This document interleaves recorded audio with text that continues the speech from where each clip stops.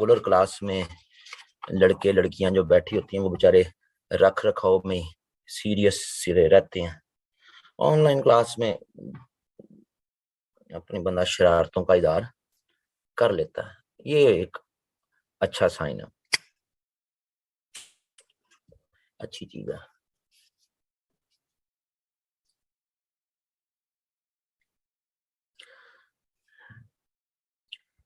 Okay जी, कोई मुझे बता दे आखिरी आर्गुमेंट क्या था जो हम बात कर रहे थे।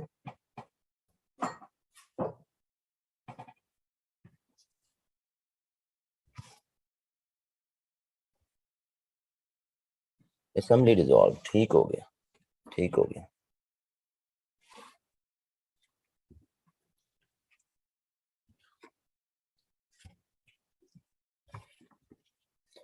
गुलाम मोहम्मद ने कॉन्स्टिट्यूंट असेंबली डिसॉल्व कर दी, ठीक हो गया।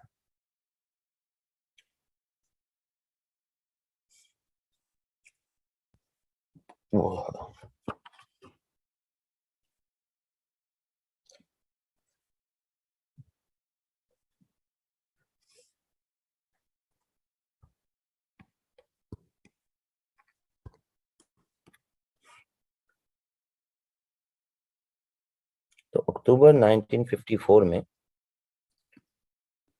बोगरा प्लान अप्रूव्ड हो गया और नेक्स्ट वीक में अक्टूबर में 1954 में फर्स्ट कॉन्स्टिट्यूएंट असेंबली पाकिस्तान की dissolved bye governor general.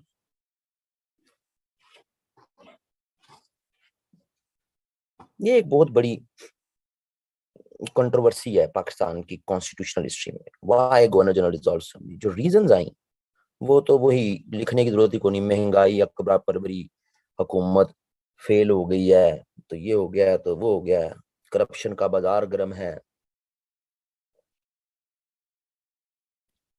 Bogra को लाने वाले कौन थे? बोगरा को लाने वालों में गवर्नर जनरल, जिसका हैपन, वो जो एब्रीवेशन है वो भी गुलाम, यानी कि गुलाम मोहम्मद लिख लेता हूं। फिर गुलाम मोहम्मद का जो सेक्रेटरी उस वक्त डिफेंस था, सिकंदर मिर्जा। और फिर जो उस वक्त का कमांडर इन चीफ था, अयूब खान। ये तीन लोग थे। इनमें दो, एक जो है वो रिटायर्ड ब्यूरोक्रेट था, ठीक है जी, ये भी रिटायर्ड ब्यूरोक्रेट था, और ये सर्विंग मिलिट्री ऑफिसर था। इन्हीं का नेक्सस था कि भाई कैसा प्राइम मिनिस्टर लाएं और ऐसा कॉन्स्टिट्यूशन बनाएं कि उसमें प्रेसिडेंट हम ही हो, यानी हम जो रिटायर्ड ब्यूरोक्रेट्स हैं, इधर गुलाम मोहम्मद, ठीक है, या सिकंदर मिर्जा, और कमांडर इन चीफ मैं ही रहूं, यानी कि अयूब खान। नीचे जैसा मर्जी सेटअप आ जाए हमारी निगरानी में। इसी को हसन अस्करी रिजवी ने अपनी किताब military and politics in Pakistan में टाइटल दिया है, मिलिट्री ब्यूरोक्रेटिक ओलिगार्की। ओलिगार्की कहते हैं गवर्नमेंट ऑफ फ्यू पीपल। हमारे मुल्क को हमेशा ओलिगार्क्स ने चलाया है, वो फ्यू पीपल जो कि डेमोक्रेटिक नहीं होते। सही है जी।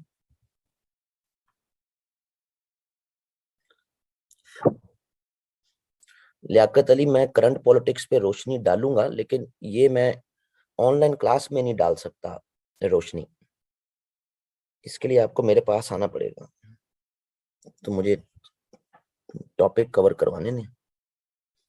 अगर आपको ज्यादा रोशनी डलवानी है करंट टॉपिक्स पे, करंट हैपनिंग्स पे, तो आप तशरीफ लें, बैठ के चाय शाय पियेंगे। लो जी, वरना बोगरा प्लान में इनको इंटरेस्ट क्या था? इनका देखे ना, बोगरा प्लान कहता है कि असेंबली कोई भी डिसॉल्व नहीं करेगा, 5 साल असेंबली अपना टर्म पूरा करेगी। सही है जी। फिर ये असेंबली दोनों तरफ से मिनिमम 30%, 30%, यानी कि पॉलिटिशियंस आपस में गिव एंड टेक की पॉलिटिक्स करेंगे तो हम तो घर जाएंगे ना जी। पहला काम ही पॉलिटिशियंस ने ये करना है कि अपनी मर्जी का कमांडर इन चीफ लेके आना है, अपनी मर्जी का पॉलिटिकल प्रेसिडेंट अपॉइंट करना है। तो हम लोग तो गए ना जी, हमारा तो काम जो है वो खराब हो जाएगा। सो इस कॉन्टेक्स्ट में फिर असेंबली तोड़ दी गई। लेकिन असेंबली का जो स्पीकर था, अगर आपको याद हो लास्ट टाइम भी हमने बात की थी, मौलवी तमीजुद्दीन। मौलवी तमीजुद्दीन ने सिंध हाई कोर्ट में रिट कर दी कि भाई ये तो गलत, इन्होंने असेंबली तोड़ी। कैसे? 1935 का एक्ट जो कि अमेंड हो के 1947 का इंडिपेंडेंस एक्ट बना। सही है जी।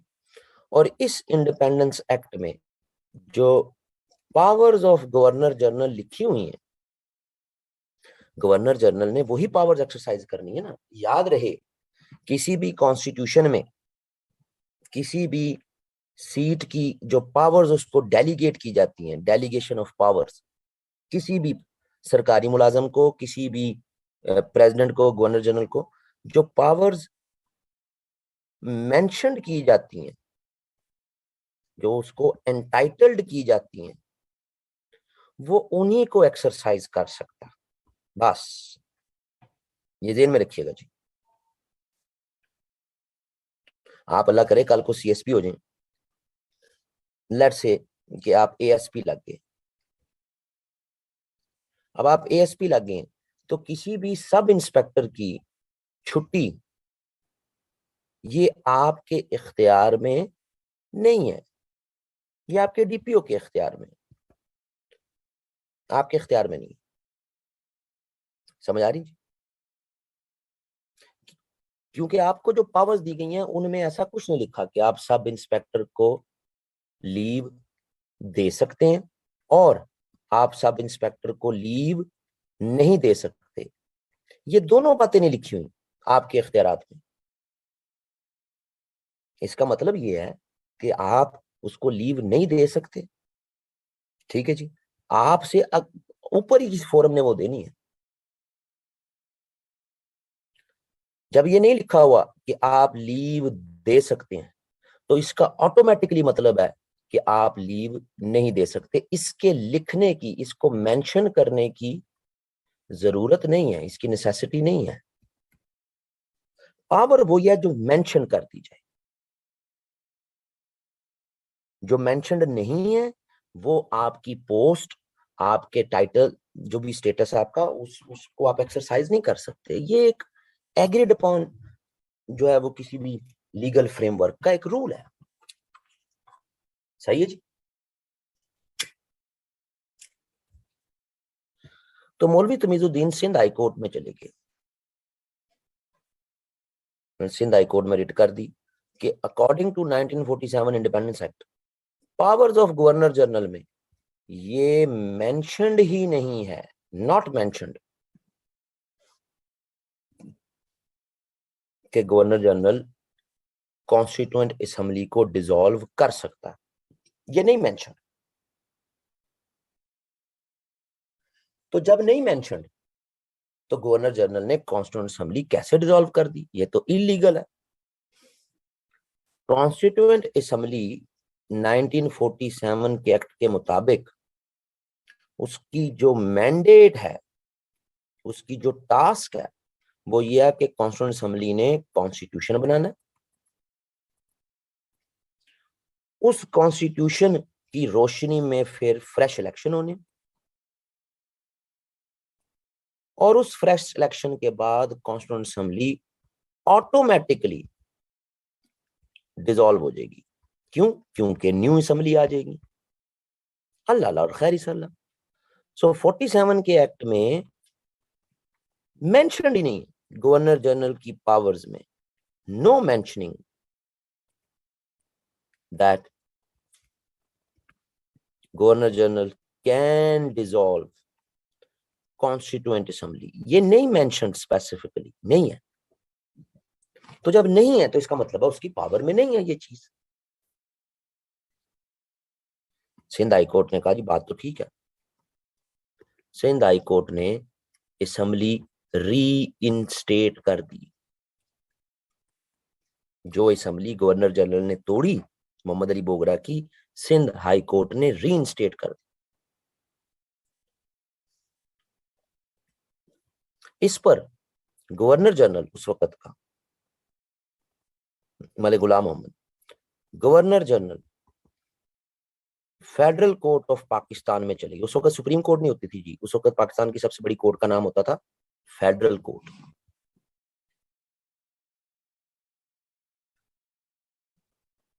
ये फेडरल कोर्ट चले गए, यानी आज के मतलब के मुताबिक आप ले लें कि सुप्रीम कोर्ट। 1955 आ गया। 1955 में फिर फेडरल कोर्ट के जो चीफ जस्टिस थे मुनीर, जस्टिस मुनीर, जस्टिस मुनीर ने जो डिसीजन दिया है ना जी हमारी तारीख का, ये हमारी जड़ों में बैठा रहा है। ये 60 साल ये डिसीजन हमारी जड़ों में बैठा रहा है। इस एक डिसीजन ने हमारी डेमोक्रेसी को बहुत वीक किया, बहुत ज्यादा। इस डिसीजन से लेके ऑनवर्ड्स 2008 से तक की जो गवर्नमेंट रही है हमारे यहाँ टिल 2008 तक, इन सब ने इस डिसीजन में mentioned clause doctrine of necessity इसका इस्तेमाल किया। नजरियाए जरूरत। ये फिर जस्टिस इफ्तिखार चौधरी उन्होंने आगे फैसला दिया कि भाई अब इस मुल्क में कोई नजरिया जरूरत के तहत फैसला जुडिशरी नहीं करेगी, जो आइन में मेंशन्ड है उसी के तनाजुर में बस फैसला होगा। 1955 का ये फैसला सही है जी। फिर 1959 में अयूब खान के हक में फैसला, ठीक है जी। ये बड़े फैसले नजरिया जरूरत के तहत। फिर इवन इसके बाद भी जो उसका क्या कहते हैं मुशर्रफ का 2000 का डिसीजन नजरिया जरूरत, और बहुत सी, ये तो कुछ बड़े फैसले ना, और बहुत सी नजरिया जरूरत। नजरिया जरूरत ये चीज है कि कोई पावर कॉन्स्टिट्यूशन में इफ नॉट मेंशन्ड, अगर मेंशन्ड नहीं है लेकिन in the best interest of nation, अगर कोई शख्स कोई फैसला ले लेता है तो वो लीगल है, क्योंकि जरूरत का तकाजा था जी। तो जस्टिस मुनीर अहमद का फैसला सुनने जरा, जिसने हमारी तारीख का बेड़ा गर्क किया। उन्होंने कहा जी ठीक है, ये बात ठीक है कि 1947 के एक्ट में गवर्नर जनरल की पावर्स में देयर इज नो मेंशनिंग, कोई नहीं मेंशन कि वो असेंबली कॉन्स्टिट्यूएंट असेंबली तोड़ सकता, नहीं मेंशन, ठीक है। बट ये भी तो नहीं मेंशन कि गवर्नर जनरल असेंबली नहीं तोड़ सकता। सो या तो ये मेंशन होता जी कि गवर्नर जनरल असेंबली नहीं तोड़ सकता, क्योंकि ये मेंशन नहीं। तो जनाब बात ये है कि ये स्पेसिफिकली यानी मेंशनड नहीं। मेंशन तो ये है ना, कॉन्स्टिट्यूंट असेंबली आइन बनाएगी, फ्रेश इलेक्शन होंगे, कॉन्स्टिट्यूंट असेंबली ऑटोमेटिकली डिसॉल्व हो जाएगी और नई असेंबली बन जाएगी। Governor general can dissolve assembly, governor general की पावर्स में कि ही कैन डिसॉल्व असेंबली, ये मेंशनड नहीं है। तो ये भी तो मेंशन नहीं है कि वो गवर्नर जनरल असेंबली नहीं तोड़ सकता। तो in the best interest of nation उसने ऐसा कर दिया, तो उसके स्टेप को लीगल कर दिया गया, यानी ये कानूनी हो गया जी, कि जी ठीक किया उसने, मुल्क और कौम की वसी तर मफाद में। ये एक बहुत बड़ा हमारी तारीख का इशू रहा है, बाद में सब ने इसका इस्तेमाल किया। लो जी, असेंबली टूट गई 1955। अब बात ये है कि कॉन्स्टिट्यूशन कैसे बनाना है, क्योंकि 1947 का एक्ट चाहे गवर्नर जनरल को पावर देता है या नहीं देता, लेकिन ये तो मेंशन्ड है कि आइन कॉन्स्टिट्यूएंट असेंबली ने ही बनाना है, ये तो मेंशन्ड है ना। और कॉन्स्टिट्यूएंट असेंबली तो आपने तोड़ दी। अब किसी भी और तरीके से अगर आप आइन बनाएंगे तो आप वायलेशन कर देंगे, वो कानून आइन ही इलीगल हो जाएगा, क्योंकि आइन बनाना है कॉन्स्टिट्यूएंट असेंबली ने। तो अब ये सारे सोचे बैठे हुए हैं, गुलाम मोहम्मद, सिकंदर मिर्जा, अयूब खान, क्या करें। तो मेरे जैसे अक्लमंद आदमी ने कहा जी, सेकंड कॉन्स्टिट्यूएंट असेंबली बनाओ पाकिस्तान की, उसके बगैर चारा कोई नहीं। एक दूसरी आइन साज असेंबली बनाओ और फिर वो आइन साज असेंबली से अपनी मर्जी का आइन बनवा। ठीक है जी। तो जुलाई 1955 में पाकिस्तान की सेकंड कॉन्स्टिट्यूएंट असेंबली बनी। ठीक है जी, सेकंड कॉन्स्टिट्यूएंट असेंबली। अब सेकंड कॉन्स्टिट्यूएंट असेंबली के मेंबर कहां से आएंगे जी?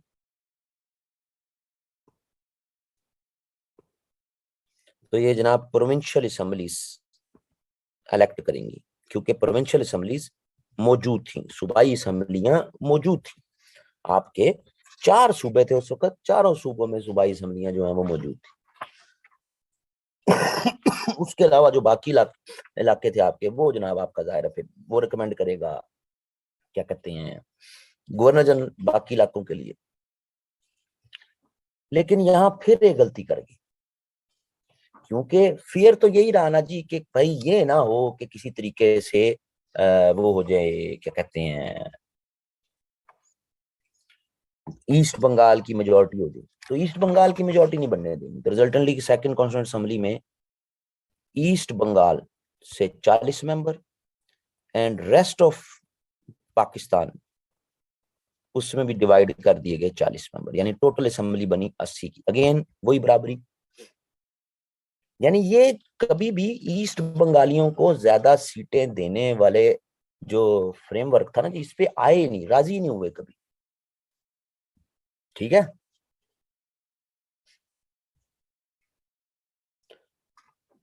सो जनाब बन गई जी सेकंड कॉन्स्टिट्यूंट असेंबली। अब इस सेकंड कॉन्स्टिट्यूंट असेंबली से आपने आइन का काम करवाना।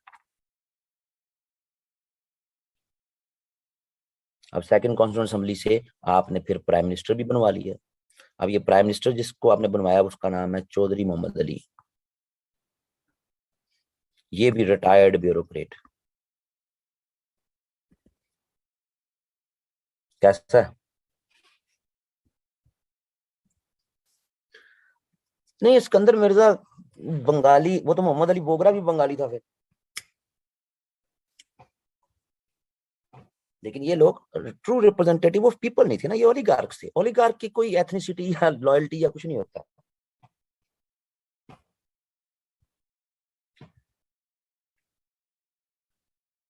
तो चौधरी मोहम्मद अली रिटायर्ड ब्यूरोक्रेट। मलिक गुलाम मोहम्मद की तबीयत खराब हो गई, तो मलिक गुलाम मोहम्मद ने गवर्नर जनरल सिकंदर मिर्जा को बनवा दिया रिटायर्ड ब्यूरोक्रेट। मिलिट्री सर्विस भी है प्लस ब्यूरोक्रेट भी है।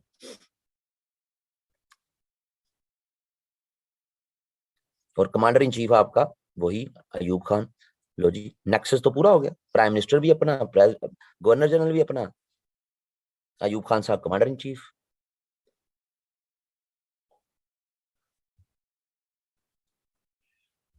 चलो जी आइन पे काम करो। आइन पे क्या काम करो? कौन सा ऐसा लूप होल है जो बोगरा ने लेफ्ट कर दिया? कोई भी नहीं।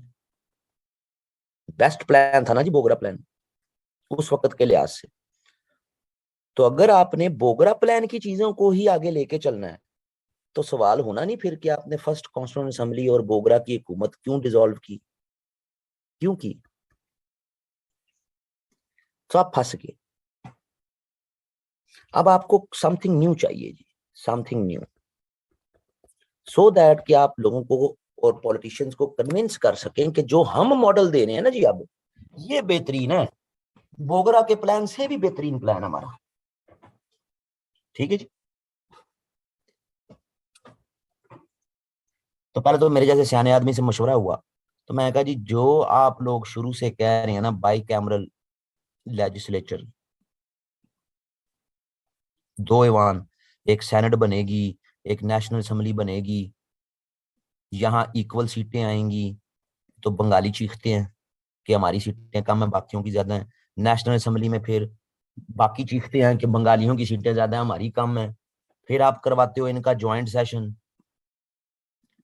ज्वाइंट सेशन में फिर आप पैरिटी लाने की कोशिश करते हो कि बराबरी रहें जी सीटें।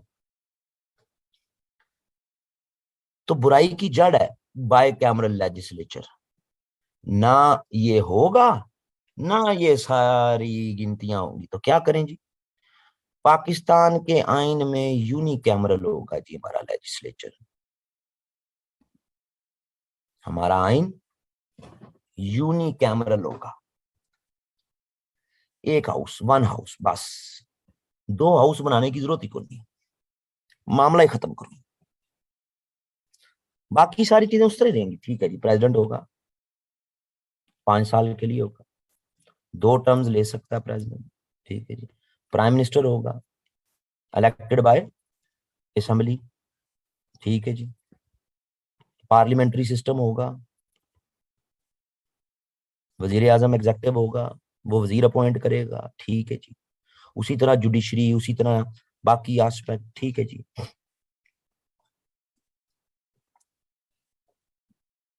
असेंबली डिसॉल्व करनी, तो जी ये बोगरा ने गलत किया जी। असेंबली की अगर वो कहता जी कोई डिसॉल्व नहीं करना, क्यों नहीं करना जी? अगर असेंबली नाअहल है, अगर उस वक्त फर्ज माल कोई पीटीआई की हुकूमत होती तो क्या करते आप? एक सोच है ना।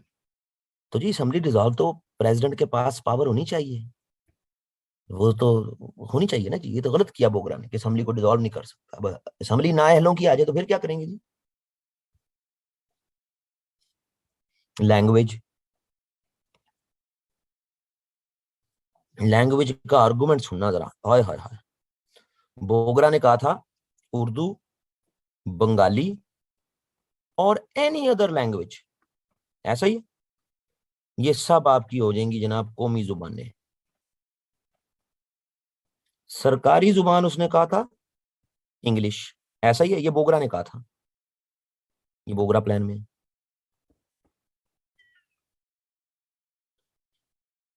इन्होंने ये सोचा कि भाई देखो, हमने प्रोविंशियलिज्म को हवा नहीं देनी, उर्दू ही रहेगी बस सरकारी, कौमी जुबान भी,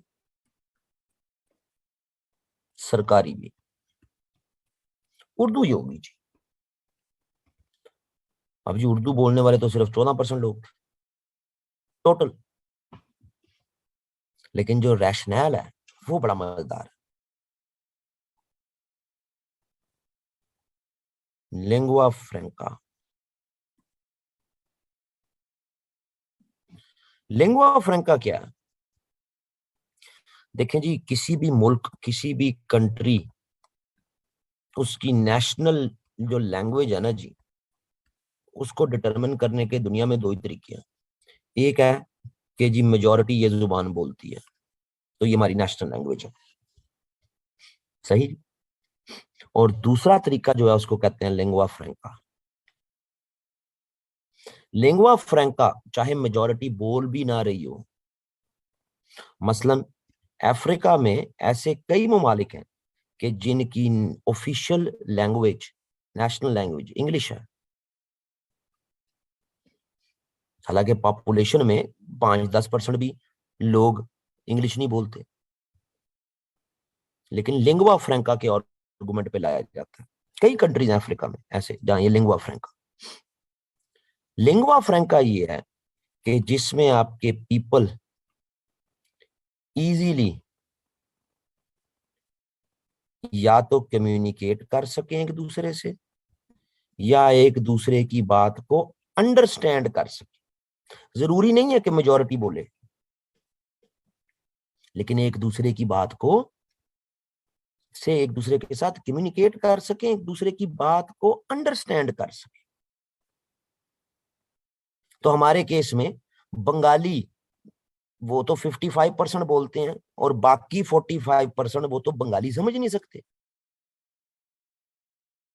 तो उर्दू एक ऐसी जुबान है जो आज नहीं बल्कि तारीखी तौर पर हिंदुस्तान पूरे यूनाइटेड के मुसलमानों का लिंगवा फ्रैंका रहा है, आपस में एक दूसरे की बात समझ ले।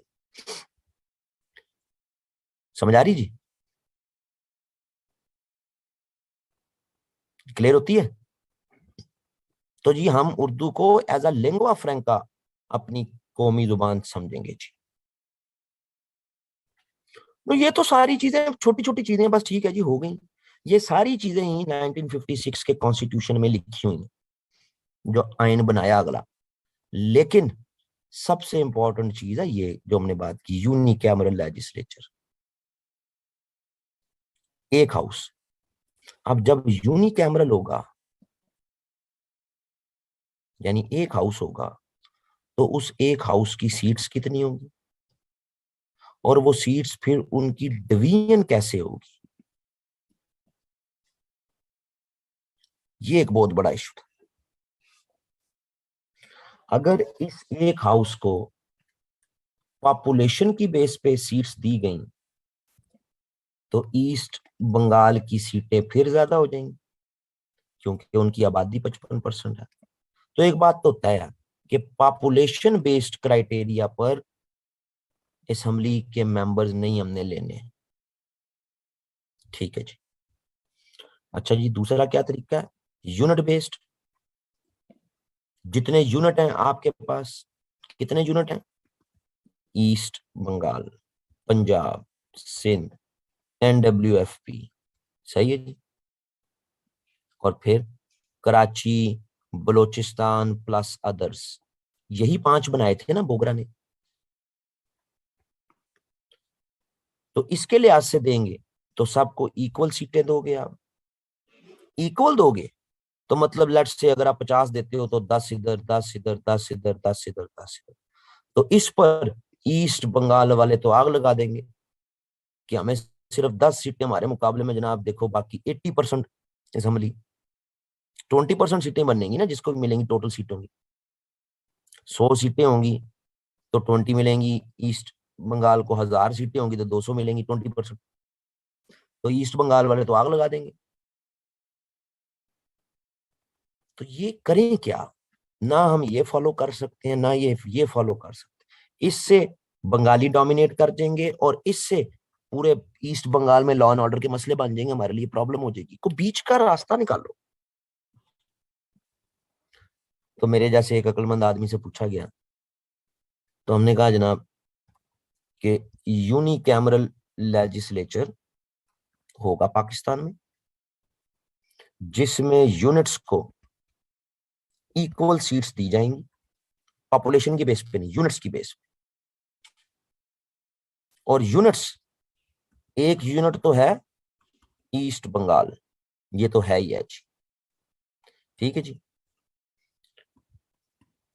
दूसरा, इन चारों एरिया को मिला के, Punjab, Sindh, NWFP, Karachi, Balochistan and other, सबको मिला के, इनको मिला के हम 1 यूनिट बनाने लगे हैं।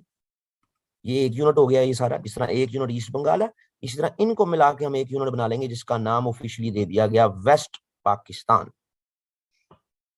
यानी इस यूनिट का नाम हो गया अब ईस्ट पाकिस्तान, मशरकी। अब सरकारी तौर पर अब नाम आ गया मशरकी पाकिस्तान, पहले बंगाली चल रहा था, और ये मगरबी पाकिस्तान। अब हो गया आपके दो यूनिट, ये सब एक कर दिया ना, इन एडमिनिस्ट्रेटिवली एक कर दिया, इन सब का कैपिटल लाहौर बना दिया, सब कहीं, सिंध का भी, NWFP का भी। तो एक मगरबी पाकिस्तान, एक मशरकी पाकिस्तान। तो यूनिट को तो बराबरी की सीटें मिलती है ना। तो यूनिट ही अब दो हो गए पाकिस्तान में, ये सारा वन यूनिट, दूसरा ये ईस्ट पाकिस्तान। तो 300 सीटें होंगी, 150 मगरबी पाकिस्तान की, 150 मशरकी पाकिस्तान की। चलो, पैरिटी फिर भी नहीं छोड़ी। सो अक्सर फिर कानूनदान हमारे और हिस्टोरियंस कहते हैं कि हमने 1947 में ही ईस्ट पाकिस्तान बनाने की दाग बेल रख दी थी। हमारी जो हरकतें थी उससे ईस्ट पाकिस्तान यानी बांग्लादेश फिर बनना ही बनना था। अब वो 1971 में बन जाता, वो 1961 में बन जाता, वो 1981 में बन जाता, वो बनना ही बनना था, क्योंकि जिस तरह की हमारी हरकतें चलती आ रही। सही है जी। सो यूं 1956 में मार्च के महीने में आपका फर्स्ट कॉन्स्टिट्यूशन आ गया।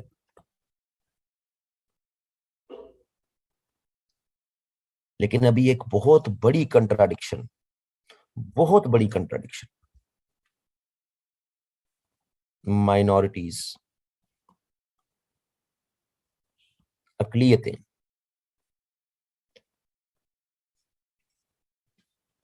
अकलियतों का क्या करना है भाई? अकलियतों से याद आया, मेरे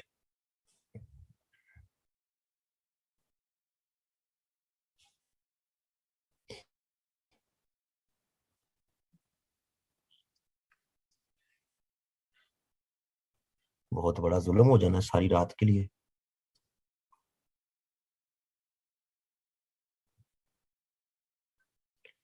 दरअसल ना मैं सुबह कॉलेज से आके मैं आ जाता हूँ, कॉलेज से जल्दी आ जाता हूँ, फिर मैं सो जाता हूँ। फिर अभी उठता हूँ, क्लासे लेता हूँ, फिर सारी रात में जाग ही रहा होता हूँ। कभी पढ़ लिया, कभी फिल्में देख ली। तो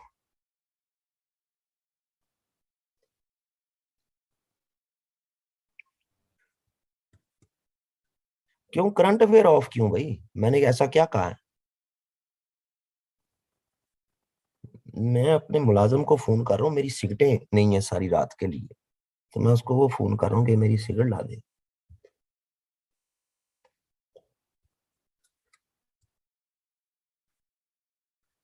और मुझे लगता है कि वो चला गया।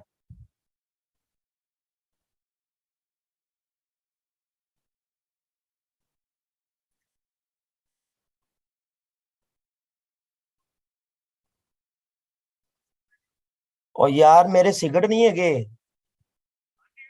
मेरे सिगरेट किथे है गए तू?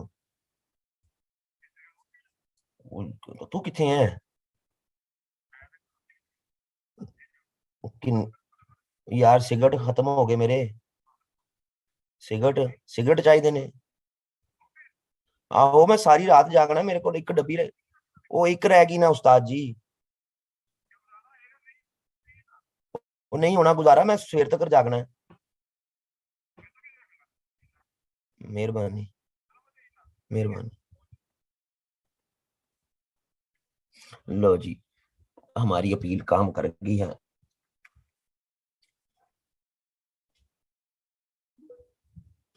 अच्छा जी, माइनॉरिटीज की अकलियतें, ये एक ऐसा पॉइंट है जो हमारी ओवरऑल मुताला पाकिस्तान में पढ़ाया नहीं जाता, मेंशन ही नहीं किया जाता। और पांडा मार्ट या दूसरे जो है ना, इधर आते ही नहीं। मैं यहाँ गांव में रहता हूँ, मैं जो है ये काला शाह काकू के पास अंदर फिरोज वाला पिंड, तो उसमें रहता हूँ।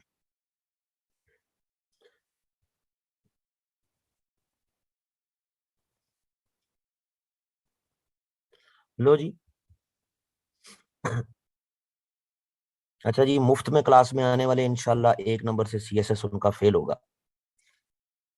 ना सिर्फ सीएसएस फेल होगा, बल्कि अगर ये लड़के हैं तो बारात के एंड टाइम पे पता लगेगा कि इनकी दुल्हन भाग गई, और अगर लड़कियां हैं तो पता लगेगा बारात उस दिन आई ही नहीं, इंशाल्लाह।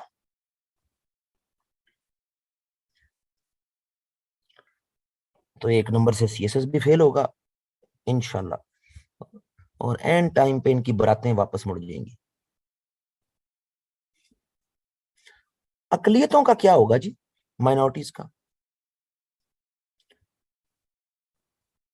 All India Muslim league United India में एक ही चीज पर स्ट्रेस करती थी, और वो थी सेपरेट इलेक्टोरेट्स।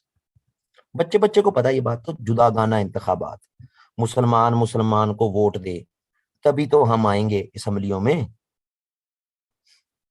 सही है जी। ये जो कहती है ना कि मैं शादी नहीं करूंगी, इनकी शादियां भी होती हैं, और आम लड़कियों के मुकाबले में इनके 4-5 बच्चे भी ज्यादा होते हैं। ये मेरा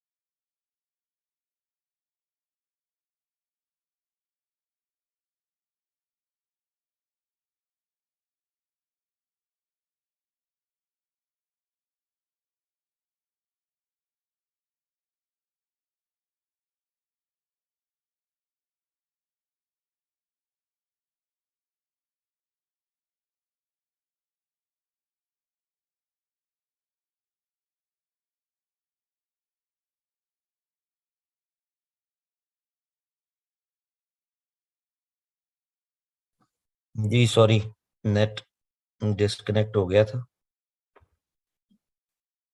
क्योंकि वाईफाई है ये, तो कभी कभी ये इशू हो जाता है। अब नेवरदलेस हो गया, आ गया, कनेक्ट हो गया।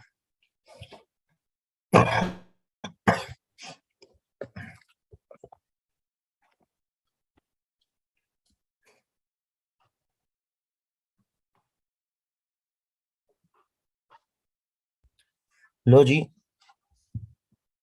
अब बात ये है कि 1956 के कॉन्स्टिट्यूशन में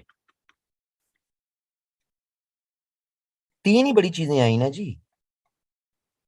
एक ये कि प्रेसिडेंट असेंबली डिसॉल्व कर सकता है, दूसरा Urdu national language because of lingua franca, और तीसरा यूनिकैमरल लेजिस्लेचर। 150 सीटें ईस्ट पाकिस्तान की, 150 सीटें वेस्ट पाकिस्तान की। That's it.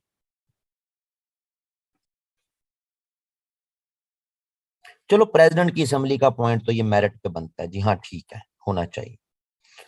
लिंगुआ फ्रैंका बनता तो ये मेरिट है, but east Pakistan will never accept it.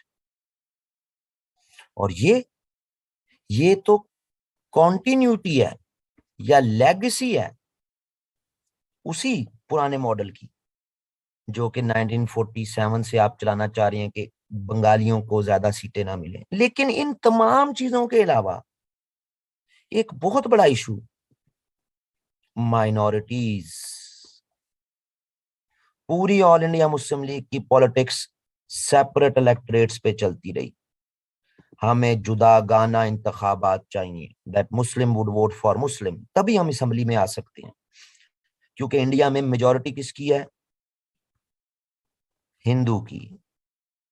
और डेमोक्रेसी में फिर मुसलमान सरवाइव नहीं कर सकते जब तक सेपरेट इलेक्टोरेट्स ना हो। लेते रहिए। तो इसी कॉन्टेक्स्ट में ये एक्सपेक्ट किया जा रहा था कि पाकिस्तान जो मुल्क बन गया, इस मुल्क में जो भी माइनॉरिटीज होंगी, अब चाहे वो हिंदू हो, चाहे वो क्रिश्चियन हो, या कोई अदर कम्युनिटी, माइनॉरिटीज को पाकिस्तान में सेपरेट इलेक्टोरेट्स दिया जाएगा कि minorities will vote for minorities. सही है जी। अकलियतें अकलियतों को वोट करेंगे, क्योंकि ये चीज तो पूरी मुसलमानों की फ्रीडम मूवमेंट इंडिया में इसी बात पे है कि हमें जुदा गाना इंतखाब चाहिए, जुदा गाना इंतखाब चाहिए, इसके बगैर हम नहीं चल सकते।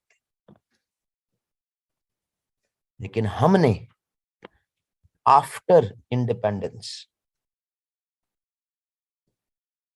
माइनॉरिटीज को सेपरेट इलेक्टोरेट्स नहीं दिए। ये कितना बड़ा क्वेश्चन मार्क है कि एक ऐसी सियासी जमात, एक ऐसा मुल्क जिसकी बुनियादों में सेपरेट इलेक्टोरेट्स मौजूद हो, और वो मुल्क बनने के बाद वो कम्युनिटी अपनी माइनॉरिटीज को सेपरेट इलेक्टोरेट्स ना दे।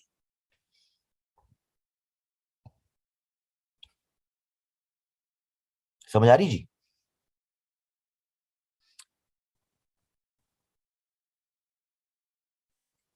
सो ये एक एस्पेक्ट जो है वो बड़ा इंपॉर्टेंट। एनीवेज, आइन बन गया पहला। अकॉर्डिंग टू 1956 कॉन्स्टिट्यूशन, इलेक्शन होंगे किस असेंबली के लिए? वो 300 वाली जो असेंबली, 150 मगरबी पाकिस्तान से और 150 मशरकी पाकिस्तान से।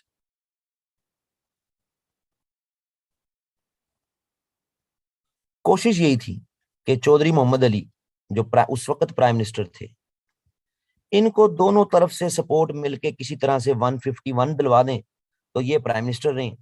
इस्कंदर मिर्जा प्रेसिडेंट रहे, और Ayub Khan commander in chief रहे। लेकिन ये सपोर्ट नहीं मिल रही थी। West Pakistan as well as east Pakistan, दोनों तरफ के सियासतदान, वेस्ट पाकिस्तान के सियासतदान मुखालिफ हो गए थे ज्यादा वन यूनिट की वजह से, कि ये इन्होंने अच्छा काम किया, छोटे छोटे काम के लिए भी लाहौर जाना पड़ता है जी। यानी जिसका काम अगर क्वेटा में हो रहा है, पेशावर में हो रहा है, अब उसको अपने काम के लिए लाहौर आना पड़ना। तो वेस्ट पाकिस्तान में वन यूनिट के खिलाफ थे लोग, और ईस्ट पाकिस्तान तो ओवरऑल ही आपके कॉन्स्टिट्यूशन के अगेंस्ट था कि ये कैसा आइन बना दिया उन्होंने।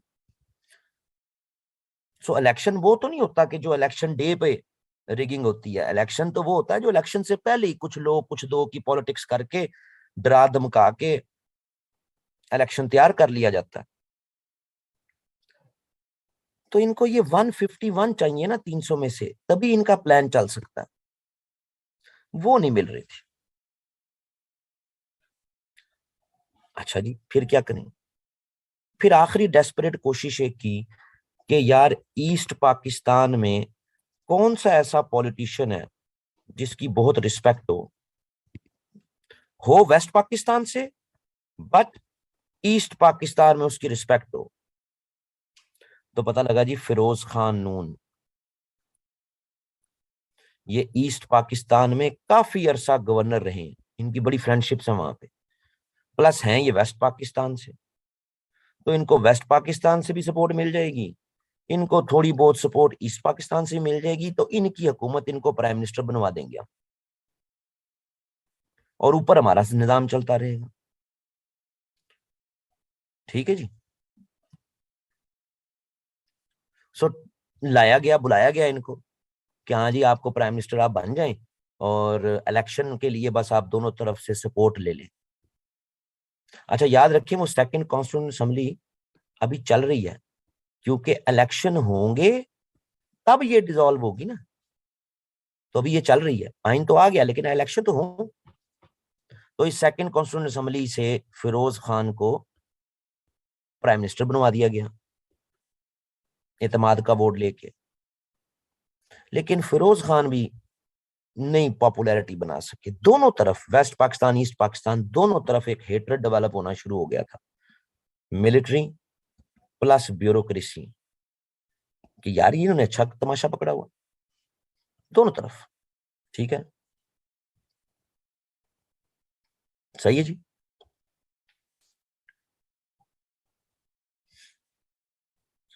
ले भी साजिद अली दे बाजी को नंबर।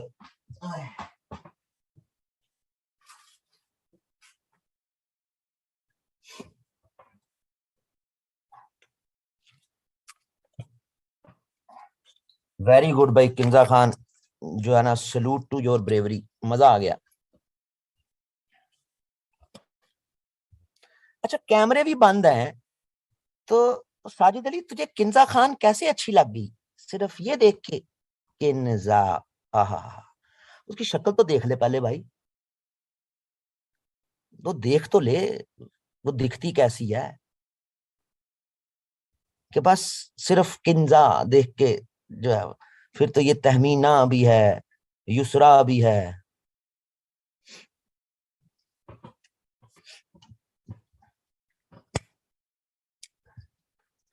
बस अब चूस मैंगो फिर, उसने तो तुझे जो है वो कोरा सा जवाब दे दिया।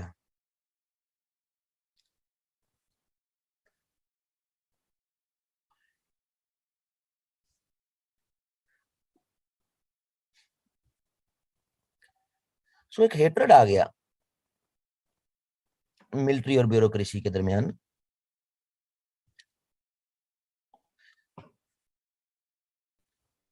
सही है, पर मुझे लेक्चर लेने दो कमीनो, बस कर दो। अब ये अली लैपटॉप साहब, तुम सना के पीछे हो।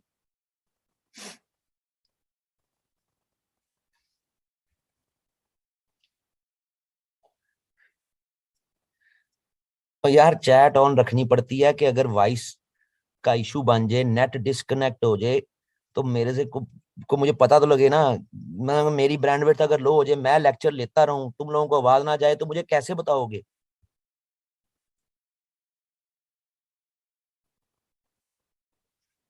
हाँ वो नहीं था, वो कर देते हैं।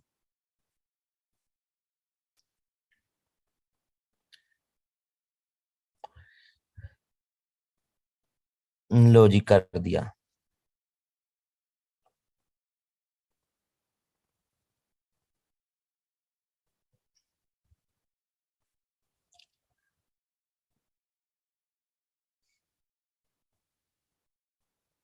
ऐसा करो, एक ही दफा।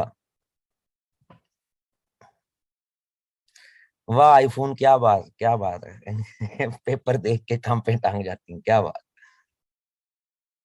नहीं मैंने खुद नहीं किया, मैंने खुद नहीं किया। मैं कह रहा एक ही दफा, जिस जिसने बहन बनानी है ना, बना ले, जिस जिसने बनानी है।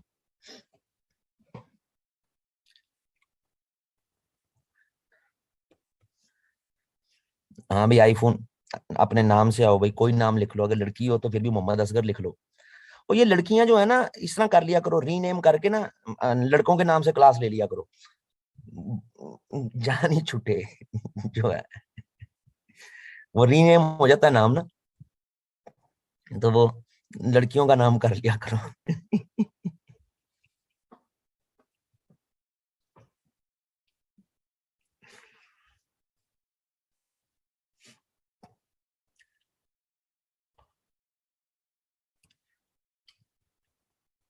वैसे यार कसम से, एक होती है ठरक, एक ठरक से ऊपर की चीज होती है, जिसको कहते हैं अंग्रेजी में तो फ्रस्ट्रेशन कहते हैं, उर्दू में पता नहीं इसको क्या कहेंगे। यानी इतने फ्रस्ट्रेटेड हैं, ठीक है, कि जो है लड़की का नाम देख के, कि जो है वो उसको मैसेज शुरू हो गए हैं।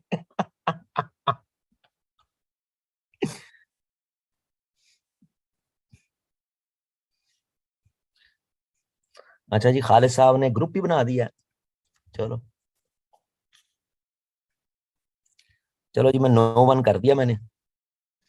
लेकिन नो वन से ना, मुझे आगे बढ़ने से पहले एक बड़ा दिलचस्प वाकया याद आ गया। 2018 की बात है। इसी तरह कंबाइंड ग्रुप भी होते थे मेरे ऑनलाइन, मैं तो 17 से पढ़ा रहा हूँ ऑनलाइन। तो 18 में इसी तरह एक ही ग्रुप होता था। तो एक ही ग्रुप में लड़के लड़कियां इकट्ठी, तो थोड़े स्टूडेंट्स होते थे। मैं अब कंबाइंड पूरा इकट्ठा पढ़ाता था, आईआर, हिस्ट्री, पाक फेयर, करंट अफेयर, मैं सारा एक साथ ही पढ़ाता था। यानी मैं हर सेशन अलग अलग नहीं पढ़ाता था, मैनेज करने बहुत मुश्किल होता था इतने नंबर ऑफ स्टूडेंट्स को। तो मैं 20-25-30 स्टूडेंट एक सेशन में लेके, एक ही दफा उनसे फीस लेके मैं पढ़ाता था। तो 5-6 महीने का सेशन होता था, सारे सब्जेक्ट्स ज्यादा चलते थे आहिस्ता आहिस्ता। तो मानूस हो जाते थे सारे, कैमरे ऑन होते थे, बातचीत हो रही होती थी। तो व्हाइट बोर्ड नहीं होता था, मैं लाइव लेक्चर, मेरा भी कैमरा ऑन होता था। तो जनाब सेशन के दौरान ही जनाब एक लड़की, शहर नहीं बताऊंगा, वो लाहौर आ गई मेरे पास। लाहौर आ गई और उन्होंने कहा सर जी मेरा तो जनाब फलाने लड़के से मेरी शादी करवाएं, मैं तो उसके बगैर नहीं रह सकती। उसने मेरे साथ मोहब्बत का वादा कर लिया है, अब उसने कहीं और शादी कर ली है, उसने मुझे धोखा दिया है। तो मैं तो आपके पास ही आ गई हूँ, आप उसे जानते हैं, उसको बुलाएं। मैं कर लो जी, मर गए किसी सियापा पै गया। मैं लड़के को बुलाया, लड़के से बातचीत हुई। लड़के ने कहा सर जी मेरी जान छुड़ाओ, मैंने तो वैसे ही दिल लगी की थी, ये तो सीरियस हो गई है, ये तो मेरे घर तक पहुंच गई है, खुदा का वास्ता मेरी जान छुड़ाएं। बड़ा मसला बना मेरे लिए। खैर, जो है वो लड़की को सब्र आ गया, वो बेचारी जो है वो चली गई। तो उसके बाद हमने फिर 2019 2020 अलग अलग सेपरेट ग्रुप कर दिए, फीमेल के अलग, मेल के अलग, अलग अलग कर दिए। लेकिन 2020 में जब कोविड शुरू हुआ, तो उसके बाद जब ऑनलाइन पढ़ाया तो ऑनलाइन में रश पड़ गया। अब लड़कियों का ग्रुप अलहदा, लड़कों के अलहदा, और अलग अलग सब्जेक्ट पढ़ा रहा हूँ, यूएस हिस्ट्री के अलहदा ग्रुप लड़कियों के, लड़कों के अलहदा, पाक फेयर के अलहदा, करंट अफेयर के अलहदा, आईआर के अलहदा। तो हम तो जनाब बंदर बन गए, पागल हो गए हम। तो हमने 2020 में फिर दोबारा कंबाइंड कर दिया। 2020 से लेके अभी तक 2 लड़के आ चुके मेरे पास जो तकरीबन खुदकुशी के एंड पे थे कि सर जी वो फलानी लड़की है, मैं तो उससे बहुत प्यार करता हूँ सर, वो मुझे जनाब सर उसी से शादी करनी। एक लड़की आ चुकी मेरे पास शिकायत लेके कि ये लड़का जनाब, ये एक तो शिकायतें ना जो आप लोग यहाँ पे लगाते हैं, ये नहीं, प्रॉपर मेरे पास आ गई। तो मैंने फिर वाइफ से पूछा, मैं कहा यार करें क्या, हम इनके जनाब ये रिश्ते ही कराते नहीं या इनकी मोहब्बतों के किस्से सुलझाते नहीं। तो फिर हमने डिसाइड किया कैमरे ऑफ करा दो। ये कोई खैर है, कैमरे ऑन करने की जरूरत नहीं है, एक कैमरे के पीछे चार चार भी बैठे पढ़ रहे हैं, कोई बात नहीं, खैर है, कैमरे ऑफ कराओ, इस कंजर खाने से ना जान छुड़ाओ। तो हमने कैमरे ऑफ करवा दिए कि छोड़ो यार क्या कैमरे ऑन करने, बस ठीक है बंद करो। ये जो इंस्ट्रक्शंस वगैरह ग्रुप में पहले लिखी होती है ना, पुरानी इंस्ट्रक्शंस ये लगी हुई हैं, वही चल रही हैं, कैमरे ऑन रखें तो ये करें वो करें, लेकिन अब हम कैमरे ऑफ करा। पर अब इसका क्या करें कि ये नाम देख के अगर किसी को ठरक पड़ जाए कि भाई लड़की है, चलो मैसेज कर दो, अब इसका क्या करें हम, इसका हमारे पास तो कोई, ये खुदा का वास्ता है, किसी का सीएसएस करने आए हो तो ये काम ना करो, सीएसएस कर लो, फिर पता नहीं कितने लड़के लड़कियां तुम्हारे इर्द गिर्द होने हैं। एनीवेज, अब तुम लोगों के कैमरे ऑफ हैं।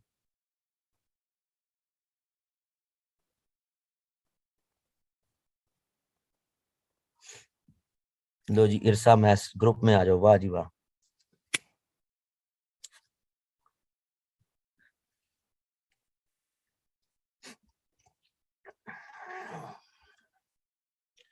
फ्रस्ट्रेशन का लेवल ही हाई है यार, खुदा की कसम। मुझे यूनिवर्सिटीज ना इसीलिए बड़ी अच्छी लगती हैं कि एटलीस्ट यूनिवर्सिटीज में आप नॉलेज के साथ साथ ना, बीइंग अ यूथ, अपनी फ्रस्ट्रेशन भी एड्रेस करवा लो यूनिवर्सिटी में, ताकि जब आप प्रोफेशनल लाइफ में आओ तो आपको जनाब इन चीजों की जो है ना वो रही ना, अ, बस जो जो करना कराना है भाई यूनिवर्सिटी से करा लो, एंजॉय कर लो लाइफ। उसके बाद प्रोफेशनल लाइफ एक तरह की आपकी प्रोफेशनल लाइफ है ना यार, अब आप एक प्रोफेशनल लाइफ को की एस्पिरेशन रख रहे हो, तो उसमें जनाब इजी ले जाओ। सो एक हेटरेट डेवलप हो गया, nobody was willing to cooperate. 1957 में अनाउंस हुआ था इलेक्शन कराना, लेकिन इलेक्शन से पहले सारा होमवर्क तो कंप्लीट हो ही नहीं सका। फिर अच्छा जी चलो 1958 में कराएंगे, नहीं हो सका, सपोर्ट ही नहीं मिल रही थी नीचे से। तो फिर अक्टूबर 1958 में मुल्क के वसी तर मफाद में इस्कंदर मिर्जा, अब जो प्रेसिडेंट हो चुके थे पाकिस्तान के नए आइन के मुताबिक, इन्होंने अयूब खान को इनवाइट कर दिया कि मार्शल लॉ लगा दीजिए। लो जी अक्टूबर 1958 में 1956 का आइन मुअत्तल हो गया और मुल्क में लग गया मार्शल लॉ। जिस मुल्क के पहले 11 साल इस पैटर्न पे चले, उस मुल्क में जमहूरियत ने क्या तरक्की करनी। जिस मुल्क के पहले 11 साल में आप एक कम्युनिटी को उसके पॉलिटिकल राइट्स तो क्या उसको रिस्पेक्ट भी नहीं दे रहे, तो मुल्क तो टूटना ही टूटना। जब अंदरूनी बीमारियां होती हैं तभी बैरूनी फैक्टर आते हैं, तभी बाहर से लोग, तभी इंडिया फैक्टर भी आया। इंडिया फैक्टर लाहौर में तो नहीं आता, पिंडी में तो नहीं आता, मुल्तान में तो नहीं आता। यहाँ पे इनको अपने एजेंट नहीं मिलते, यहाँ पे इनको लोग नहीं मिलते जो जनाब कार्रवाइयां करें। इनको लोग बलोचिस्तान में क्यों मिलते हैं जी, क्यों जी? क्योंकि जहां पर इंटरनल इशू होते हैं और आप उन इंटरनल इश्यूज को टाइमली एड्रेस नहीं करते, तो लोगों के ग्रीवेंसेस बनते हैं। इन ग्रीवेंसेस में बहुत कम, रेयर कोई करेक्टर वाला आदमी हो, नेशनल करेक्टर वाला, कि जो किसी इंडिया हेल्प को रिफ्यूज कर दे, बहुत कम। मतलब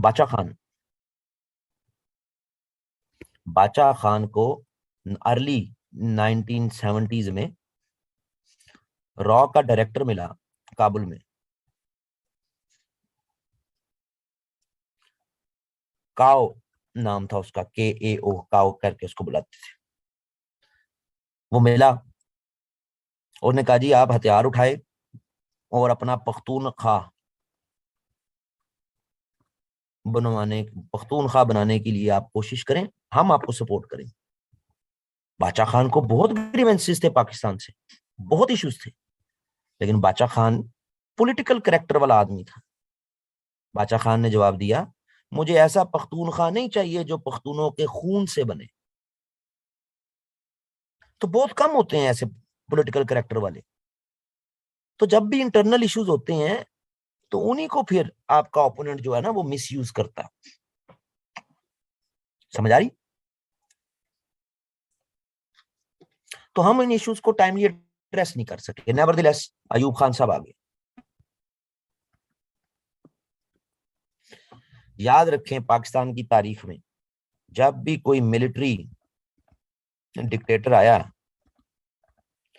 उसने मार्शल लॉ लगाया या व्हाट्सएवर जो भी हुआ, उसको जो सबसे बड़ा इशू अपने लिए रहा है ना, वो रहा है लिजिटिमेसी।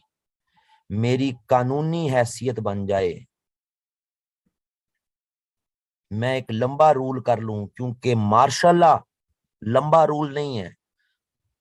मार्शल लॉ आप साल 2 साल से ज्यादा एक्सटेंड नहीं कर सकते, ये एक टेम्पररी अरेंजमेंट होती है। तो भाई किसी तरह से मेरी कानूनी हैसियत बन जाए और मेरा लंबा रूल हो जाए। इसके लिए पाकिस्तान के हर मिलिट्री डिक्टेटर ने या जुडिशरी का दरवाजा खटखटाया, प्लस उसने डेमोक्रेसी के साथ एक्सपेरिमेंट किया पाकिस्तान की तारीख में। या अदलिया का दरवाजा खटखटाया और अदलिया से अपने लिए टाइम ले लिया, या उसने डेमोक्रेसी के साथ तजर्बा किया। अयूब खान के केस में अदलिया ने भी इसको अप्रूव कर दिया और इसने डेमोक्रेसी के साथ तजर्बा किया। ऐसी डेमोक्रेसी जिससे अपनी मर्जी के लोग अवाम में से अपनी मर्जी के लोग ऊपर लेके आओ जो आपको सपोर्ट करें। यही काम मुशर्रफ ने किया, यही काम अयूब खान उसने जियाउल हक ने किया। तो अयूब खान ने भी यही काम किया कि मेरे प्यारे पाकिस्तानियों, ये जो 56 का आइन है ये ठीक नहीं है। मुझे भी इस पे एतराज थे, ये ठीक नहीं है। अब हम एक न्यू कॉन्स्टिट्यूशन बनाएंगे, लेकिन उस न्यू कॉन्स्टिट्यूशन से पहले मेरे पाकिस्तानियों, हम एक बेसिक डेमोक्रेसी का सिस्टम पाकिस्तान में शुरू करेंगे।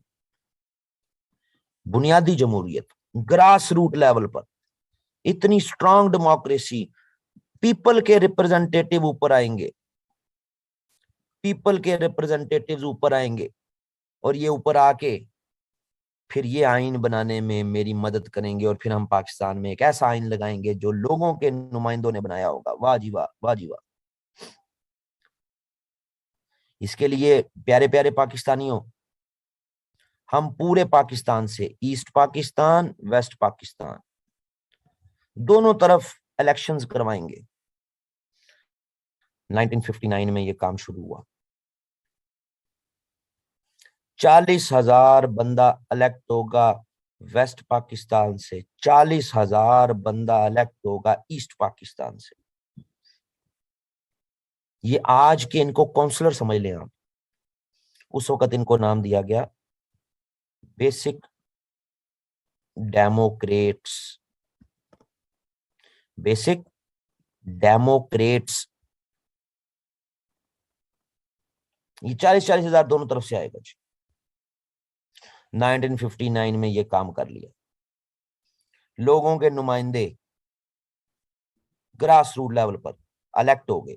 समझ लें आप ये काउंसलर एक किस्म के, आज के लिहाज से आप इनको समझ लें काउंसलर। अब मेरे पाकिस्तानियों देखो, मैंने वादा पूरा किया और पाकिस्तान में बुनियादी डेमोक्रेसी ग्रास रूट लेवल पर लगा दी है। हर इलाके में आपका अपना नुमाइंदा मौजूद है। अब मेरे पाकिस्तानियों, मैं एक रेफरेंडम करवाने जा रहा हूं। ये रेफरेंडम ये है कि क्या आप मुझे अयूब खान को अगले 5 साल के लिए पाकिस्तान का सदर देखना चाहते हैं तो यस करें या नो करें। सही है जी। अब ये पूरे पाकिस्तान के लोगों, आपके ये जो 80,000 बंदे आपने इलेक्ट किए हैं ना पूरे पाकिस्तान से, ये वोट करेंगे। आप इन्हें बताएं कि ये मेरे हक में वोट करें या मेरे खिलाफ करें। तो रेफरेंडम हुआ जिसमें इन 80,000 ने वोट किया। जाहिर है ये 80,000 किसको वोट करेंगे? डिक्टेटर को ही वोट करेंगे, अयूब खान को ही वोट करेंगे। अयूब खान 1959 में अगले 5 साल के लिए पाकिस्तान के सदर बन गए, 1959 से 64 तक। इन 80,000 ने वोट किया, आपने मैंने नहीं किया, आपने मैंने इनको कर दिया था बस। अब ये हमारे बेआफ पे आगे वोट करें। लो जी मेरे पाकिस्तानियों, सदर भी आपका इलेक्ट हो गया, आपका नुमाइंदा हो गया, बेसिक डेमोक्रेट्स भी मौजूद हैं। आओ अब आइन बनाते हैं। एक कमीशन बनाया गया, उस कमीशन की सिफारिशात से आइन बनाया गया। ठीक है जी। और वो आइन पाकिस्तान में 1962 में लग गया। सारी चीजें सेम है, बस डिफरेंस ये है कि अब आइन हो गया प्रेसिडेंशियल सिस्टम का। पहले था पावर्स प्राइम मिनिस्टर के पास ज्यादा, अब आ गई प्रेसिडेंट के पास। प्राइम मिनिस्टर पाकिस्तान में कोई नहीं होगा, जरूरत नहीं है यार। इस प्राइम मिनिस्टर की वजह से प्रॉब्लम होती है। कहां से आएगा? मगरबी पाकिस्तान से, मशरकी पाकिस्तान से। किसकी कितनी सीटें, कौन ज्यादा वोट लेगा, ये मेरे पाकिस्तानी हो, ये छोड़ो। बस सदर के साथ आप, मैं हूं ना। असेंबली कैसी होगी? असेंबली बस 156 की होगी, 156 बस। ईस्ट पाकिस्तान के 78 मेंबर होंगे, वेस्ट पाकिस्तान के 78 मेंबर होंगे। लो पैरिटी फिर भी नहीं छोड़ी, बंगाली ना आजे ज्यादा। लेकिन ये असेंबली बड़ी वीक थी, क्योंकि सारी पावर प्रेसिडेंट के पास थी और प्रेसिडेंट इस असेंबली को जवाबदेही को नहीं थी। प्रेसिडेंट अपनी मर्जी का लॉ इससे बनवा लेता था। अब इस असेंबली के ये जो 156 मेंबर हैं, इनका इलेक्शन कैसे होगा? तो मेरे पाकिस्तानियों, आप लोग अपने रोज दफ्तर जाते हो, नौकरियां करते हो, रोजगार करते हो, बाहर इलेक्शन में आपको आना, एक दिन आपका जाया हो जाना तो मुल्क कौम की जो है एक दिन भी जाया नहीं करना चाहिए। तो ये 80,000 ही वोट करेंगे बस। यानी ये एक ये इलाका है, इसके अंदर से जितने बेसिक डेमोक्रेट्स इलेक्ट हो गए हैं ना, छोटे छोटे हलकों में से 50 हैं, 60 हैं, 100 हैं, 200 हैं, ये एक हल्का हो गया नेशनल असेंबली का। इसमें ये 50 हैं या 200 हैं या 100 हैं, बस ये वोट करें और कोई नहीं करे। इसी तरह ये दूसरा हल्का है, ये तीसरा हल्का है, कॉन्स्टिट्युएंसीज। तो बस उसमें जो बीडी हैं वही वोट करेंगे बस, क्योंकि बीडी आपके नुमाइंदे हैं ना पाकिस्तानियों, आपने इनको इलेक्ट किया ना, तो आपके बिहाफ पे ये आगे वोट करेंगे। आप लोग ना हर वोट करने आ जाओ, बड़ा जो है सारा दिन भी जाया करो, लाइनों में भी लगो हैं, फिर लड़ाई झगड़े। तो मेरे पाकिस्तानियों आप सुकून करो, मैं हूं ना। करोड़ों की आबादी को मैनेज करना मुश्किल है, 80,000 बंदे को मैनेज करना आसान है। अपनी मर्जी के नेशनल असेंबली के कैंडिडेट को, इन 200 बंदों को जाके कहना कि ओए इंसान के बच्चे बनो, फलाने को वोट देना है, कहीं पैसा चला दो, कहीं धमकी चला दो। ये हमारे लिए अब कोई थैंक्स टू जो है वो जनरल जो है वो फैज आलम, ये तो चीजें अब बच्चे बच्चे को पाकिस्तान में पता लग गई।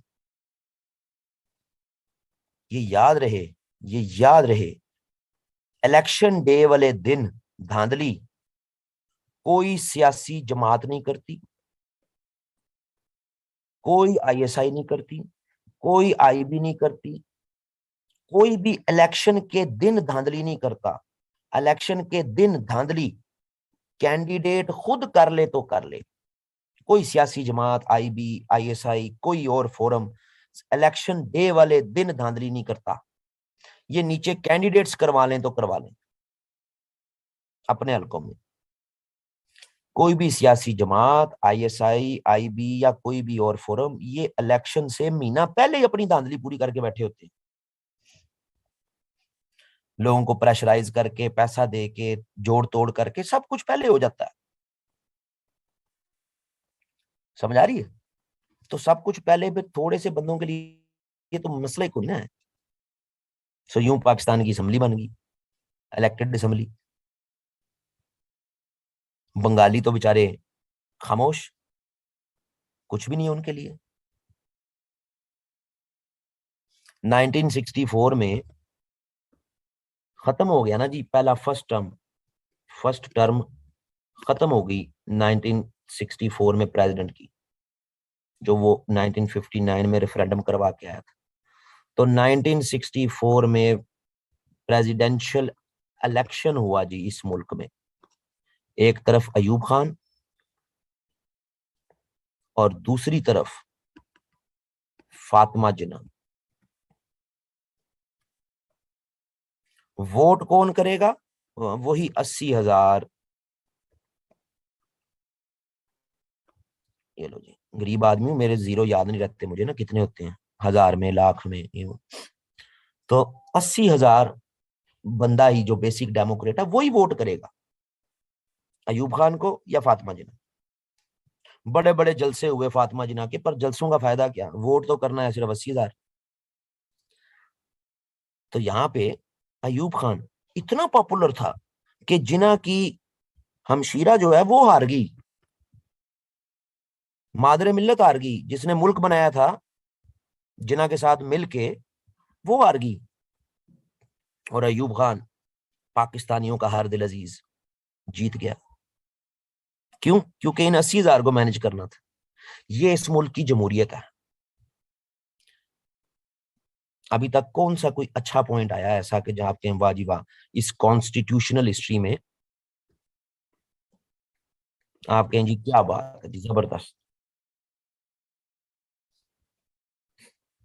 सही है जी।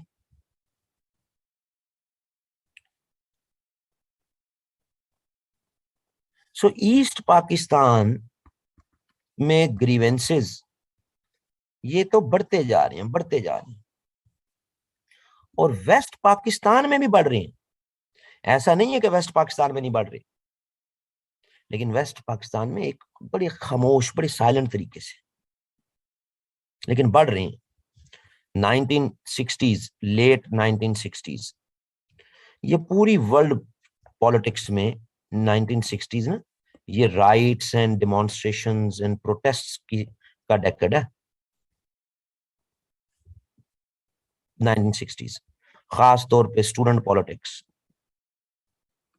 आप 1960s की अमेरिका की हिस्ट्री उठा के देख लें, आप 1960s की फ्रांस की हिस्ट्री उठा के देख लें, कहीं आपको सिविल राइट्स की तहरीक मिलेगी, कहीं आपको स्टूडेंट्स की पॉलिटिक्स मिलेगी।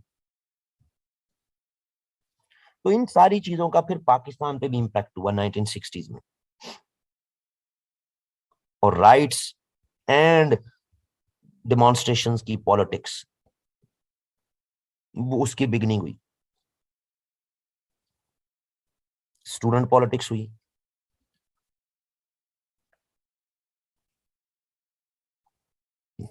आज भी आपके सियासी निजाम में इस स्टूडेंट पॉलिटिक्स, जो लेट 1960s में स्टूडेंट पॉलिटिक्स हुई है, उसमें शिरकत करने वाले सियासतदान आज भी आपके इस क्या कहते हैं पॉलिटिकल सिस्टम में मौजूद है, आज भी, अभी भी।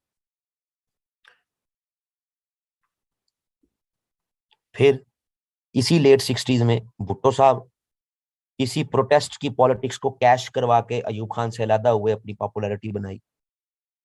शेख मुजीब ईस्ट पाकिस्तान में इसी प्रोटेस्ट की पॉलिटिक्स से अपनी जगह बनाई। सो ये प्रोटेस्ट की पॉलिटिक्स इतनी ज्यादा हुई कि 1969 में जब उसका टर्म यानी कि खत्म हो गई अयूब खान की, और वो जाहिर से अगली टर्म के चक्करों में था कि इलेक्शन हो जाए, तो उसको रिजाइन करना पड़ा। इतनी ज्यादा जो है ना वो इशू बने, बड़ी खुशी की लहर दौड़ गई। लेकिन ये रिजाइन करते हुए जाते हुए फिर मुल्क में मार्शल लॉ लगा दिया, याह्या खान।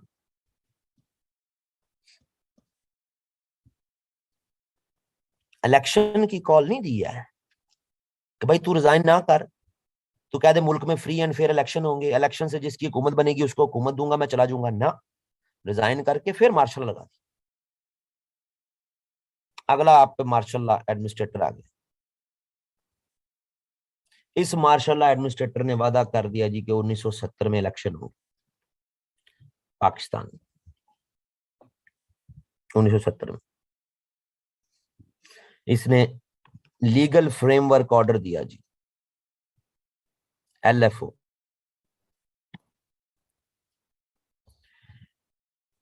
इस लीगल फ्रेमवर्क ऑर्डर के तनाजुर में ये बात तय हुई कि जनाब पाकिस्तान में अब जो इलेक्शन होंगे उसमें हम इसको बलोचिस्तान को भी सूबा डिक्लेयर करते हैं जी, बलोचिस्तान भी सूबा होगा जी। ठीक है जी। तो इन्होंने बलोचिस्तान को भी सूबा बना दिया 1970 में। ठीक है, हो गया जी, समझ आती जी। और जनाब इलेक्शन की कॉल हो जाए। हमारे मुल्क की तारीख में कहा जाता है कि ये जनाब पाकिस्तान की तारीख का सबसे बेहतरीन इलेक्शन था जी, सबसे बेहतरीन इलेक्शन। सही है।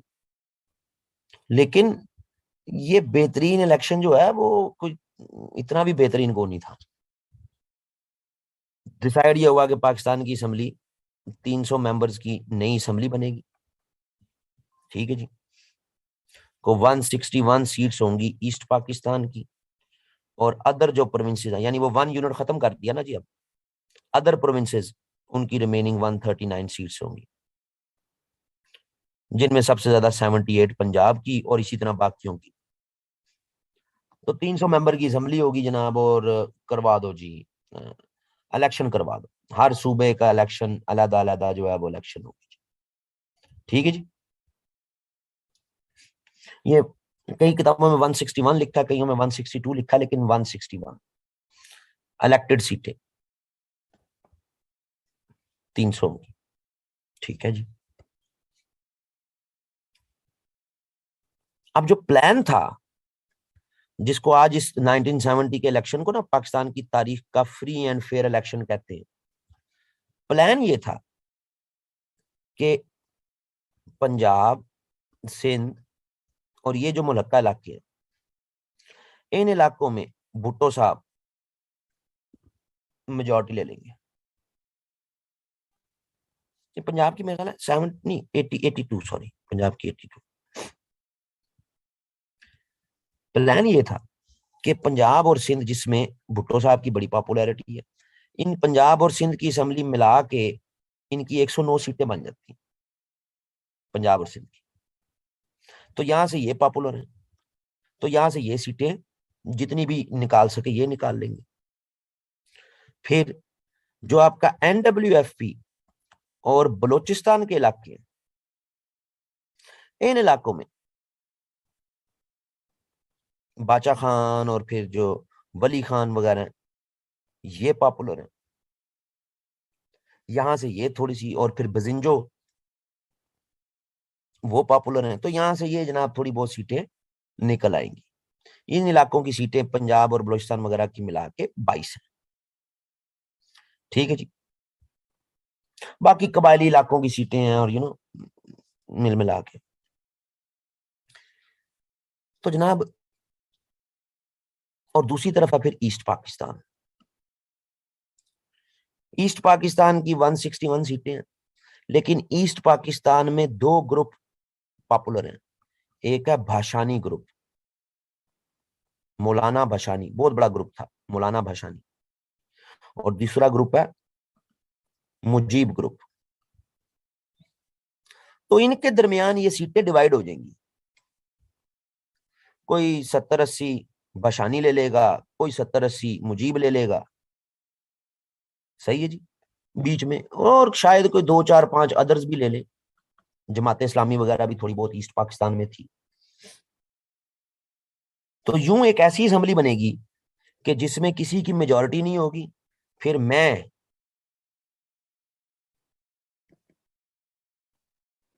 ऊपर प्रेसिडेंट के तौर पे बैठूंगा और नीचे प्राइम मिनिस्टर मेरी आशीर्वाद का, इनकी जोड़ तोड़ का, और अगर उसने थोड़ी सी भी जरा हरकत की तो उसके खिलाफ नो कॉन्फिडेंस ले आएंगे और फिर किसी और को बना देंगे। यूं जनाब किसी की मेजॉरिटी भी नहीं बनेगी और जोड़ तोड़ की सियासत चलती रहेगी और हम आराम से बैठ के ऊपर पाकिस्तान में हुक्मरानी करेंगे। यही किया उन्होंने 2018 में भी। ये जो उस्ताद वड्डे इमरान खान साहब को अब सरदर्द लगी हुई है, ये सेम मॉडल है। हाँ, बस ये है कि अब आप प्रेसिडेंट नहीं आ सकते, अब आप बस GHQ में बैठ के ही मैनेजमेंट करेंगे, या करते आए हैं जिस तरह पिछले 4 सालों में। ठीक है जी। तो प्लान तो यही था, लेकिन हम कहते हैं 1970 का इलेक्शन पाकिस्तान की तारीख का फ्री एंड फेयर इलेक्शन था जी। इससे बेहतरीन आजाद मुनसिफाना इलेक्शन ही पाकिस्तान में नहीं हुए। वो इसलिए नहीं हुए कि इलेक्शन से 2 दिन पहले इस बाशानी ग्रुप ने इलेक्शन का बाइकआउट कर दिया। इनका हमने इलेक्शन लड़ना ही नहीं। ये बहुत बड़ी पॉलिटिकल मूव थी, क्योंकि बाशानी को ये नजर आ गया था कि एक ग्रुप को जीतना चाहिए, या मुजीब ग्रुप जीत जाए या मैं जीत जाऊं। तो ये मुजीब ग्रुप के हक में बैठ गया, इन्होंने कहा जी हम इलेक्शन ही नहीं लड़ते। समझ आ रही है जी। तो जब इलेक्शन का रिजल्ट आया, तो इलेक्शन के रिजल्ट में इस मुजीब ग्रुप की 300 की असेंबली में से 143 सीटें इसी मुजीब ग्रुप की। सही है जी। यानी 161 जो ईस्ट पाकिस्तान की सीटें हैं, उनमें से 143 मुजीब ग्रुप। इलेक्शन का जब रिजल्ट आया तो भुट्टो साहब, जिनसे उम्मीद थी कि वो 100 के करीब सीटें ले जाएंगे, इनकी सीटों की तादाद 78, नहीं ज्यादा सीटें जीत सके।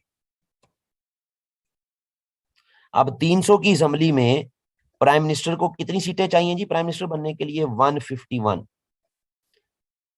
तो पॉलिटिकल एथिक्स यही कहती है ना कि ये मेजॉरिटी पार्टी है, इनको 8 इत्तेहादी और चाहिए तो ये हुकूमत बना लेंगे।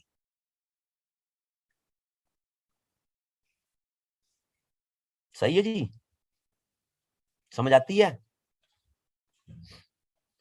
और जनाब फिर अब हुकूमत का ऐलान होगा जी।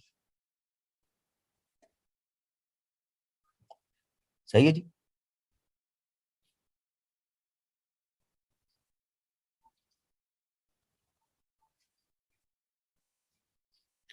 अब उसके लिए जरूरी है कि पहले नेशनल असेंबली का सेशन हो,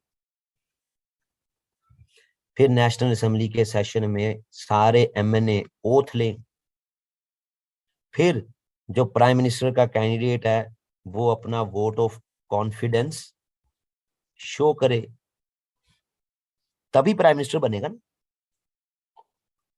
उसके लिए जरूरी है कि नेशनल असेंबली का सेशन हो। तो आप जरा 1970 के एंड और 1971 के शुरू, जनवरी फरवरी, ये 4 5 महीनों की अगर आपका कुछ जानने वाला है ना नेशनल असेंबली सेक्रेटेरिएट में, तो जरा आर्काइव्स में जाके देखिएगा। मुख्तलिफ हिस्टोरियंस ने कोट भी किया हुआ, कभी नेशनल असेंबली में शॉर्ट सर्किट हो गया, कभी उसकी मेंटेनेंस का काम शुरू हो गया, डिले होता गया,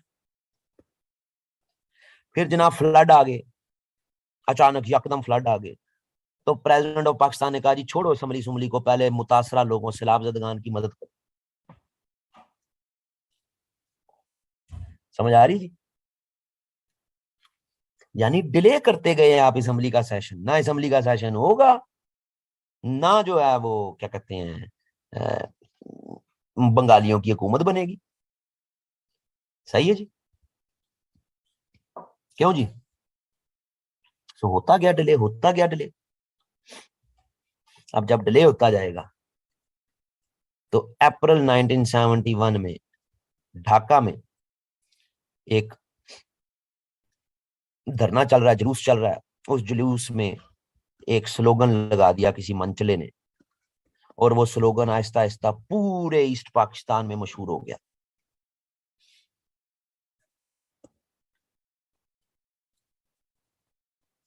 आमी देश, थामी देश, बांग्लादेश, बांग्लादेश। चलो,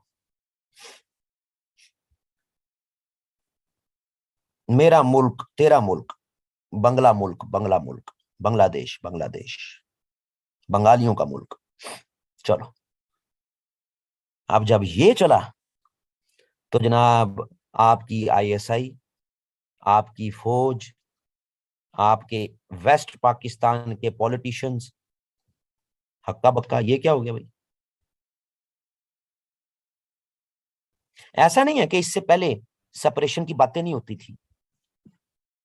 बहुत पहले 1966 में मुजीब ने 6 पॉइंट्स दिए थे, लेकिन यहां जरा हम हिस्ट्री नहीं पढ़ रहे ना, तो हमें फिर उन लीगैलिटीज में जाने की जरूरत नहीं। हमने तो कॉन्स्टिट्यूशनल प्रोविजंस को ज्यादा देखना है जब पाकिस्तान अफेयर में जब हम मूव कर रहे होते।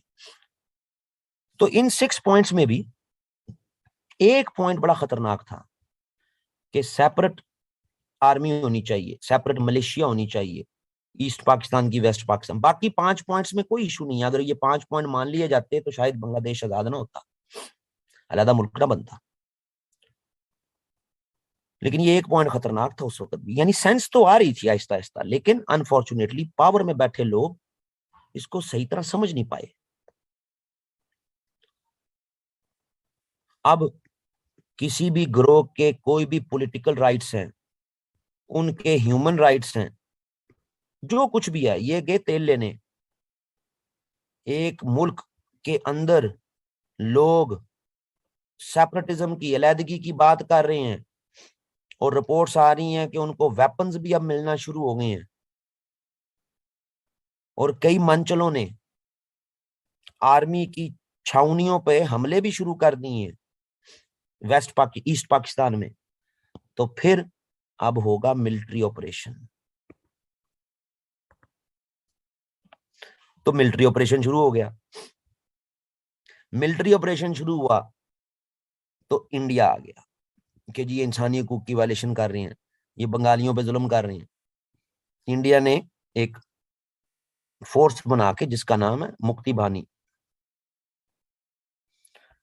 वेपन्स के साथ उनको भेज दिया पाकिस्तानी ट्रुप्स के साथ लड़ने का। कई नाराज बंगाली भी वेपन उठा के पाकिस्तान फौज के खिलाफ लड़ना शुरू हो गए। फिर इंडिया ने अपनी फौजें दाखिल कर दी, और यूं दिसंबर 1971 में ईस्ट पाकिस्तान बांग्लादेश बन गया।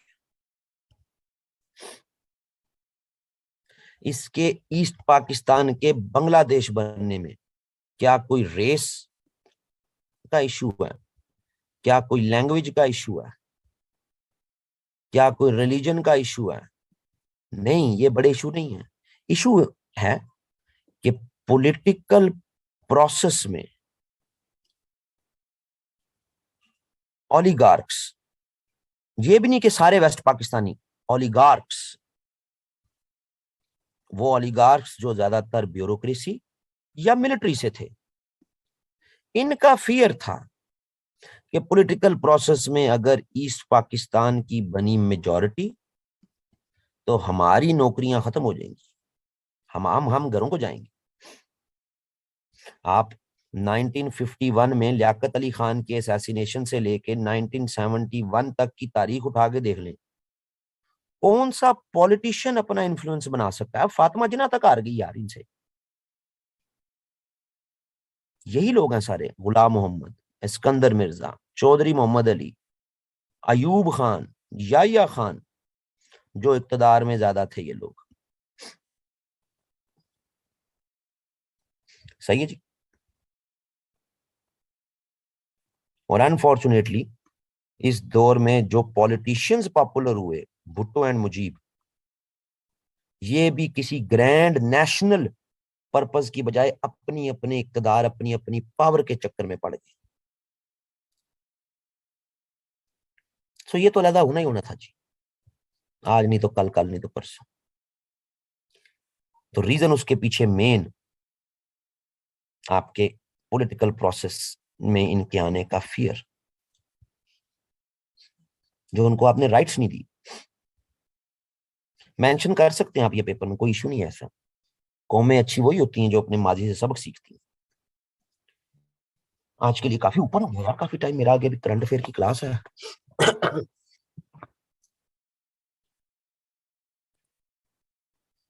इतना सुकून रहा है वैसे, है ना, माइक ऑफ रहा तो है? मजा आ गया। इरसा, बेटा ज्वाइन कर लिया फिर ग्रुप के, कोई नहीं?